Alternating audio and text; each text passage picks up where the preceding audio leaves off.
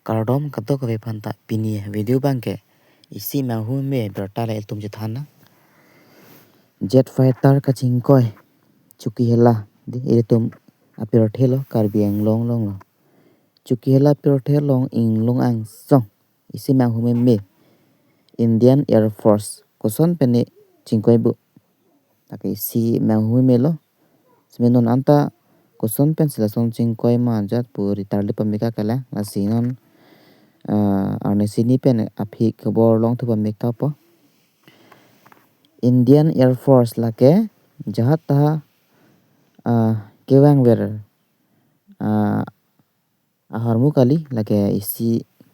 pudam et prote lake ron ka chedan I aharmu lake mane jet fighter lake ron ka chedan I aharmu bahaya tapuan nung ke bom ini ki biedem lo asinun koson siladak chuki hula le laso jet fighter ban ngai klolong pom la kai simang humemelo sinon puanta news long lelang thaita klar dagalam mane than bang bele koson pen se chingkoi ma la pen konat pen sila sorot ke wang ma podi details me chini pa me kakela mane kopi ajoy ne sila dak chuki hela per thele ason jet fighter na chingkoi long pom lage chethan sin idel kamang mahu me kalo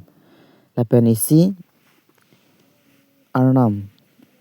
angkerai lo ele tum ladak pilope chuki hela along ke do arara tum pen Halloween si laso jet fighter bang chingkoi jong si rong long si la son chingkoi pate lage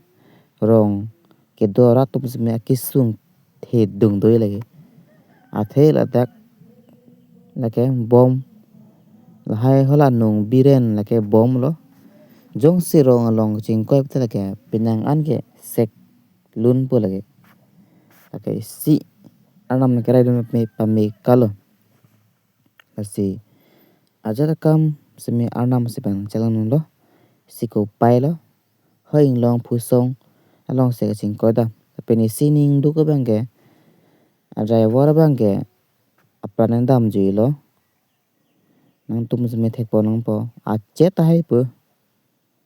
mesi poma chodet pi ache ta hai po driver bangge jo phere me mela son harmu lage mane ron kejedan I harmu mati munit chet hapinang passenger dam nang po harmu ni lage just lage war pan lage ron chedan I phan lok lage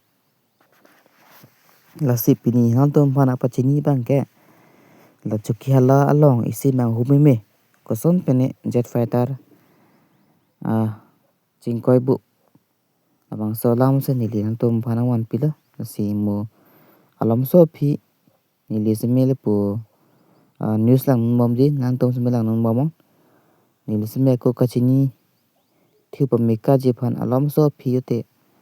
ko nili bertang wan pithui koson pana chingkoi ma la pen munit dak bang ko andoma la pen konat pencil so jet fighter ke bang ma ko pi je ne si la pule na chingkoi long pa ma la hai lang potak seme nili alam so phi ritarle dun po nili seme ko video na wan pithu po lasi pini video ang tum mana pachini bana paklang ka lan velo